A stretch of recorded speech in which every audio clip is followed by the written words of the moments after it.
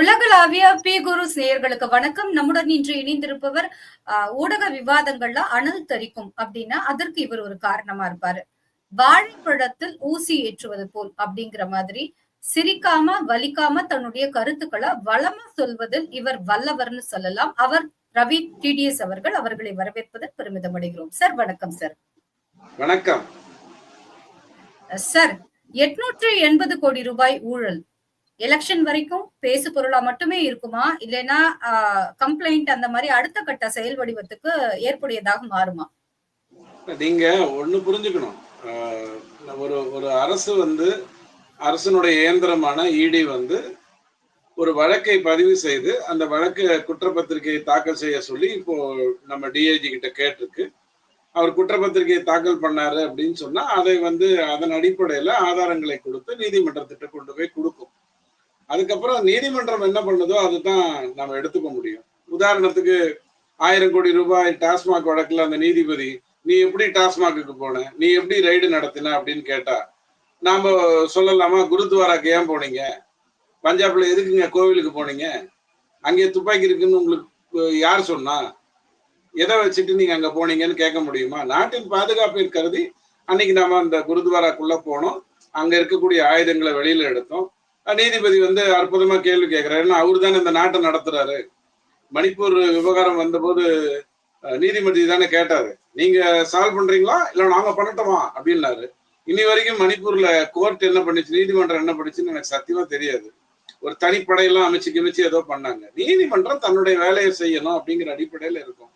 So சாட்சியை கொண்டு போய் நிறுத்தினோம்னா, நீ எப்படி அங்க ரைடுக்கு போன அப்படின்னா, ஐயோ வீட்டுல உட்காந்து இருந்தா நான் ரைடுக்கு போனேன், அவன் ஜம்ப் பண்ணி ஓடி போறான் அப்படின்னு நம்ம எடுத்து சொல்றோம். அந்த கேஸ் அப்படியே நிக்குது. ஆக ஈடு என்ன பண்ண முடியும்னு கேட்டா, அது இத்தனை பக்கம் குற்றச்சாட்டை ரெடி பண்ணிட்டு தமிழக காவல்துறைக்கு சொல்லியிருக்கு, ஐயா நாங்க ஒரு இடத்துக்கு ரைடு போனோம், நாங்க இந்த மாதிரியான விஷயங்கள்லாம் எங்களுக்கு தெரிஞ்சது, அதனால நீங்க அதை குற்றப்பத்திரிகை தாக்கல் பண்ணி கொடுங்க, எங்க கிட்ட ஆதாரங்கள் இருக்கு, இவ்வளவுதான்.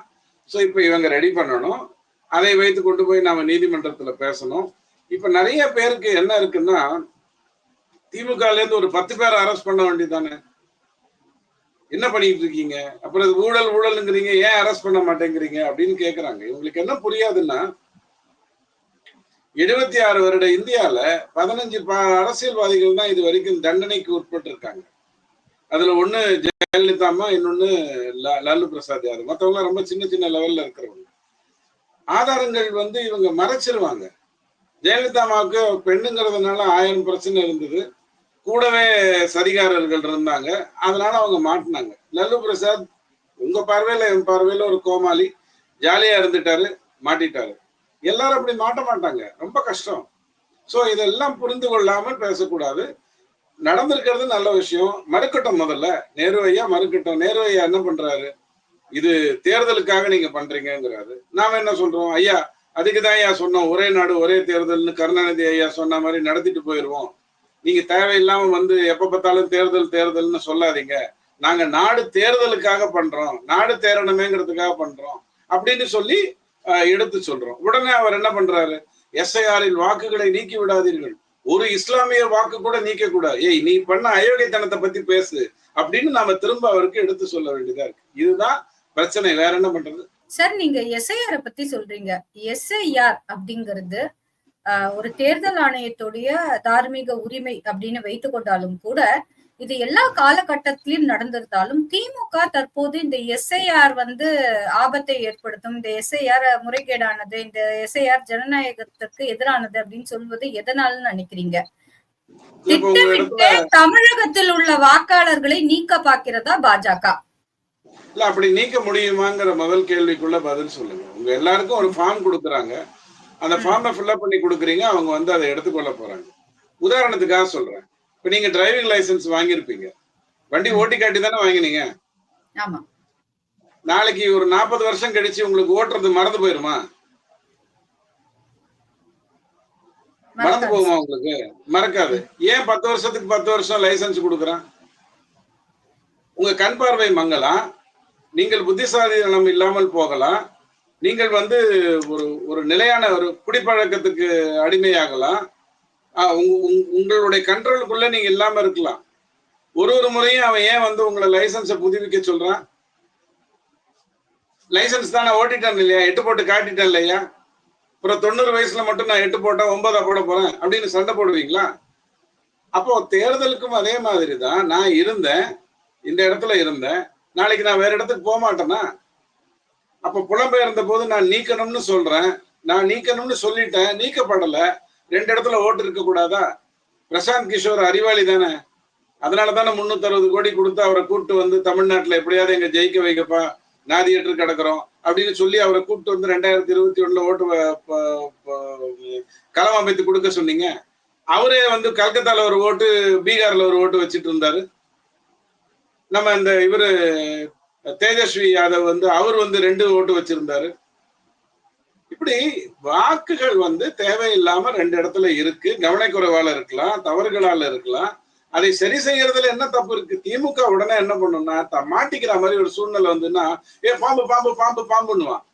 நாம என்ன பண்ணுவோம், அந்த மேட்டரை முடிச்சுட்டு அவன் பாம்பு, நம்ம உயிரை காப்பாத்திக்கணும் இல்லையா, பாம்பு வந்துருச்சு இல்ல, சோ நம்ம உயிரை காப்பாத்திக்கணுங்கிறதுக்காக நம்ம அந்த இடத்த விட்டு கலைஞ்சிருவோம், களைச்சு விட்டு போயிடுவான்.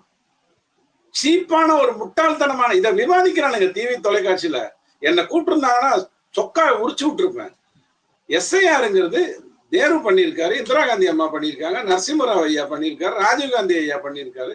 ஏன் நீங்களே எஸ்ஐஆர் இல்லாத போது நீங்களே கடந்த 20 வருஷத்துல சிஸ்டம் ரிவிஷன் பண்ணிருக்கீங்க, சிஸ்டமேட்டிக் ரிவிஷன் பண்ணிருக்கீங்க. கோயம்புத்தூர்ல 1 லட்சம் பேரை வாக்கு நீக்கிட்டீங்கிற குற்றச்சாட்டு வந்தது. தென்சென்னையில 32,000 வாக்குகள் நீக்கப்பட்டதாக குற்றச்சாட்டு வந்தது. இது இயல்பாக நடக்கும். நீங்க அந்த இதுல இருக்காங்க இல்லையா, பூத் லெவல் ஆபீசர்ஸ் இருக்காங்கல்ல, அவங்களை கேட்டா தெரியும். ஒண்ணு வேண்டாம், இந்த ஏதாவது ஒரு பூத்தை வந்து எலெக்ஷன் கமிஷன் வந்து ஏதாவது ஒரு பூத்தை லைவ்ல காட்டுச்சுன்னு வச்சுக்கோங்க, ஓட்டு போடும்போது அப்ப தெரியும். நம்ம என்ன பண்ண, ஓட்டு போட்டார்கள், ரஜினிகாந்த் ஓட்டு போட்டார், விஜயகாந்த் ஓட்டு போட்டார், இப்படி காட்டிட்டு பொழுது ஓட்டுறோம். ஒரே ஒரு பூத்தை ஃபுல்லா காட்டினா ஒரு 1800 பேர் இருப்பாங்களா, மிஞ்சி மிஞ்சி போனா அதிகபட்சம் ஒரு பூத்துக்கு 1000 பேர் தான் இருக்கணும், 1800 பேர் இருக்காங்கன்னு வச்சுப்போம். அப்படி இருந்ததுன்னா காலையில இருந்து சாயங்காலம் வரைக்கும் 24 hours அதை காட்டுங்க, அப்பதான் தெரியும்.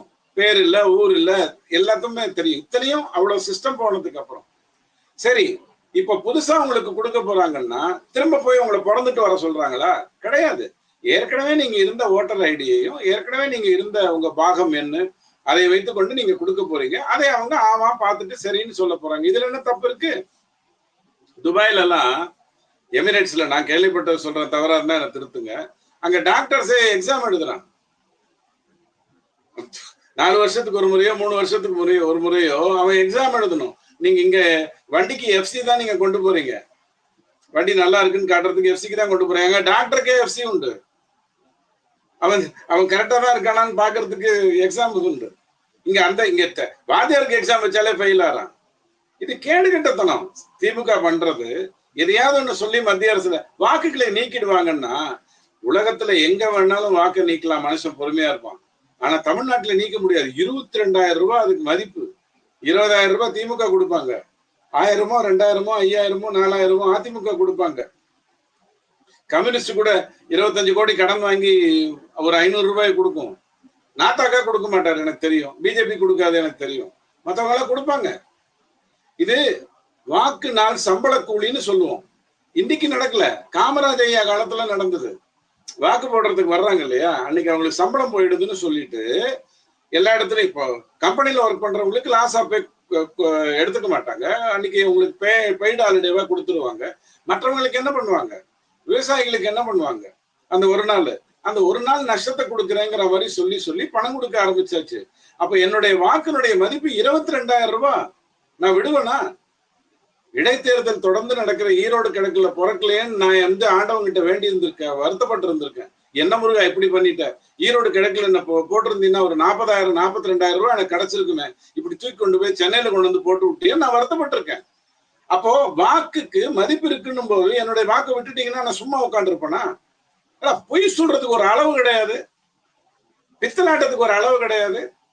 சரி, பீகார்ல இப்ப தேர்தல் நடக்க போகுது இல்ல, இன்னும் ஒரு வாரத்துல தேர்தல் நடக்க போகுது இல்ல, அங்க அந்த நீக்கினாங்கல்ல 65 லட்சம், 9%, 7.5 கோடி வாக்காளர்கள் உள்ள பீகார்ல 65 லட்சம் நீக்கினாங்க. அப்புறம் 10 நாளோ திரும்ப வந்து டாக்குமெண்ட்டை காட்டிட்டு வந்து சேர்த்துட்டாங்க. இப்போ யாருக்காவது வாக்கு போயிருந்ததுன்னா அவங்க நடு ரோட்ல நிக்க மாட்டாங்களா?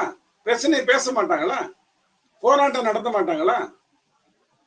இது சொல்லாம எஸ்ஐஆர்ல வந்து மக்கள் வந்து பெண்கள் வாக்கை நீக்கிடுவார்கள், சிறுபான்மையினர் வாக்கை நீக்க வெக்கமா இல்ல? அப்படி நீக்கிட்டு ஒரு தேர்தல் நடத்த முடியுமா? உங்களுக்கு தான் நல்லது ஸ்டாலின் அவர்களே. ஏன்னா நீங்க 20,000 ரூபாய் கொடுக்குறீங்க இல்லையா? இஸ்மாயில் இங்க வா, உன் ஏரியால ஒரு ஓட்டு கூட மிஸ் ஆகக்கூடாது. ஜேம்ஸ் இங்க வா, ஒரு ஓட்டு கூட மிஸ் ஆகக்கூடாதுன்னு அனுப்புறீங்கல்ல, பூத் ஸ்லிப் கொடுத்து அனுப்புறீங்கல்ல. அங்க செத்தவன் பேருக்கு ஓட்டு வாங்கி காசு வாங்கிட்டானா உங்களுக்கு தானே நஷ்டம். பணம் கொடுத்து தானே சீட்டு வாக்கு வாங்குறீங்க. அரசு என்னடா பண்ணிச்சு 4 வருஷமான்னு கேட்டா, அவருக்கு 1000 ரூபாய் கொடுத்தேன், இவருக்கு 1000 ரூபாய் கொடுத்தேன், இவருக்கு 1000 ரூபாய் கொடுத்தேன். இது ஒரு அரசுடைய வேலையா? ஒரு மார்வாடி பண்ணுவார் இந்த வேலையை. இப்படி வெக்கங்கட்டு ஒரு அரசியலை பண்ணிட்டு காசு கொடுத்து ஓட்டை வாங்கிட்டு அந்த ஓட்டை பறிச்சிருவாங்கன்னு சொன்னா என்ன அர்த்தம்? ரிவைஸ் பண்ணாதானே தெரியும் இலங்கையில இருந்து எத்தனை பேர் இங்க வந்து உட்கார்ந்து இருக்காங்க அப்படிங்கிறது தெரியும். தேர்தல் ஆணையம் இன்னைக்கு ஒருத்தன் பேசுறான் சன் டிவி, சன் நியூஸ்ல, தேர்தல் ஆணையத்துக்கு அதுக்கெல்லாம் உரிமையே கிடையாது எஸ்ஐஆர் நடத்துறதுக்குங்கிற. எனக்கு ஒன்றும் புரியல. எத்தனையோ வருஷமா நடந்துட்டு இருந்து இப்போ ஒரு 20 வருஷமா நடக்கல, அவ்வளவுதான். கொஞ்சம் மன்மோகன் சிங் ஐயா ஆட்சியில தூங்கிட்டோம், மோடி ஐயா ஆட்சியும் நலத்திட்டங்கள் எல்லாம் பார்த்துட்டு தூங்கிட்டோம். அப்புறம் தான் தெரிய வந்தது இவ்வளவு பெரிய பிரச்சனை இருக்கு, நம்ம பண்ணாம விட்டுட்டோம் அப்படின்னு தெரிய வருது. இப்ப அடுத்த சென்சஸ் எடுக்க போறாங்க, எடுக்க வேணாம்னு சொல்லுவீங்களா? 10 வருஷத்துக்கு ஒரு முறை எதுக்குங்க சென்சஸ் எடுக்கிறாங்க?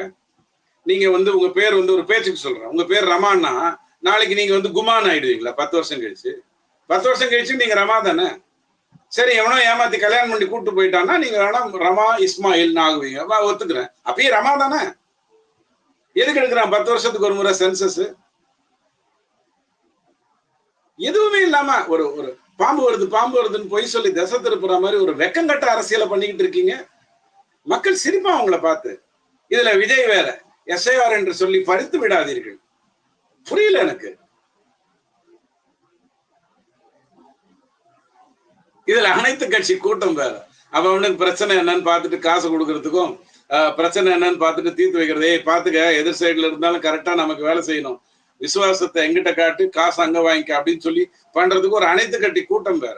நாளைக்கு கோர்ட்டுக்கு போவாங்க, கோர்ட்டு கதை கேட்காது இவங்க பேசுறதெல்லாம். இவங்க என்ன நினைச்சிட்டு இருக்காங்க, கோர்ட்டுக்கு போய் கொஞ்சம் இழுத்தடிச்சுட்டா இந்த தேர்தலில் தப்பிச்சிடலாம்னு நினைக்கிறாங்க. திரும்பி ஒரு 1,50,000 கோடி 5 வருஷம், வருஷத்துக்கு 30,000 கோடி மாப்பிள்ளைக்கும் பையனுக்கும், தியாகராஜன் ஐயா சொன்னது, அமுத்திடலாம் அப்படிங்கிற அடிப்படையில பண்றாங்க. நடக்காது. கோர்ட்டுக்கு மதிக்கவே மதிக்காது. தேர்தல் ஆணையத்தினுடைய கடமை குடியுரிமை இருக்கிறவனுக்கு தான் ஓட்டு கொடுக்கணும் அப்படிங்கிறது தேர்தல் ஆணையத்தினுடைய கடமை. தேர்தல் ஆணையம் நீங்கள் குடிமகனா இல்லையான்னு முடிவு பண்றது இல்ல, நல்லா புரிஞ்சுக்கோங்க. ஆனால் நீங்கள் குடிமகனாக இருந்தால்தான் உங்களுக்கு வாக்கு கொடுக்கணும் அப்படிங்கிறது மட்டும் தேர்தல் ஆணையம் பண்ணணும். அதைத்தான் பண்ண போகுது. அதை எப்படி தடுப்பீங்க?